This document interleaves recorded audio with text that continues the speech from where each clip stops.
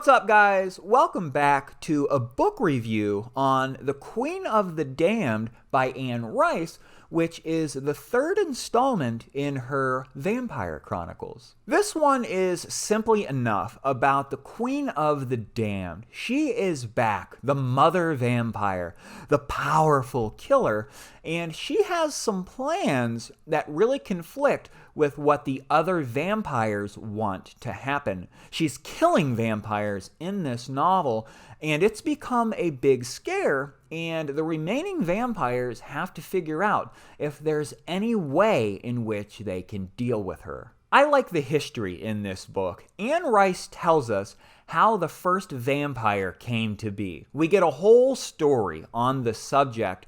It's quite an interesting thing that happens here, and I'm satisfied with her explanation behind the vampires. And I like the way that much of this novel takes place in the past in ancient Egyptian history. It has a haunting feeling, and I felt that it works very well. Although this book is a direct sequel to the Vampire Lestat, and in fact written by Lestat, for the first half of the book, he's not in it much. I like the way that Cayman is a central figure in the first half of this book. Daniel is a central figure. We get a lot about Armand in this one, and Jessie, and I liked that. I really like the fact that she brings some fresh perspective into this thing. We get some new characters, and Rice changes it up a bit as well by writing this one more plot-based than character-driven. This one is all about the Queen and her plans for the future, and I felt that that was quite refreshing. I get a lot out of Anne Rice books because she's very philosophical. She's a very deep thinker. She writes a lot of psychology and human nature and religion and sociology into her books. And I like the fact that not only am I getting a fun adventure novel, that she's making me think deeply as I read as well. I like the way that there are ghosts and werewolves and vampires and spirits and psychics and witches in this novel and her other books in this series. It makes it a lot of fun for me, and it can even be funny and silly at times, but it all comes back to her having an element of plausibility because of how serious she is and how mature she is as a writer, and I think that balance makes this series really great. Something that I must mention, I love the vampire Louis. He's my favorite, and as I go through the books in this series, I like to see his closeness with Lestat.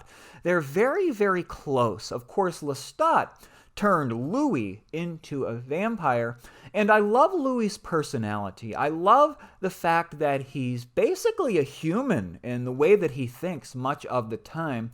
He's very delicate, and he's very filled with guilt and doubt, and he's filled with passion and loyalty as well, but he's also a vicious killer, and I always want more about him and his relationships with the other vampires, so perhaps Louis was one of the best parts of this book for me. One more thing that I'll mention that I liked before I talk about what I disliked with this one.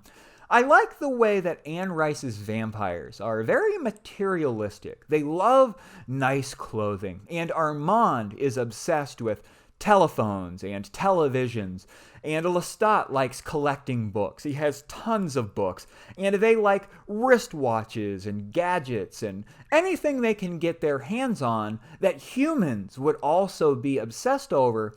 And I think that that gives them an element of humanity concerning their nature, and I just like that fact. So I felt that this book was building the whole time. I was just engrossed in what was happening, and the mystery behind the dreams and the Queen and her plans. I felt that that all worked very well, and I felt that there was good pacing in this book. I just wanted a resolution. I felt that it built very well, and then the climax was not very good, in my opinion.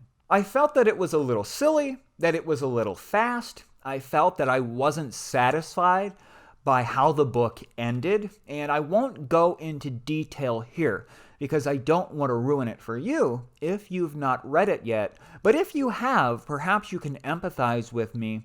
I just felt like there should have been something more to the climax in this book. Throughout this one, there was so much explanation going into the twins and the great family and the history of the queen, and I liked that a lot because I've been curious about the first vampires for a while now, and I thought that Anne Rice added a lot of things to this series in this installment that were fascinating pieces.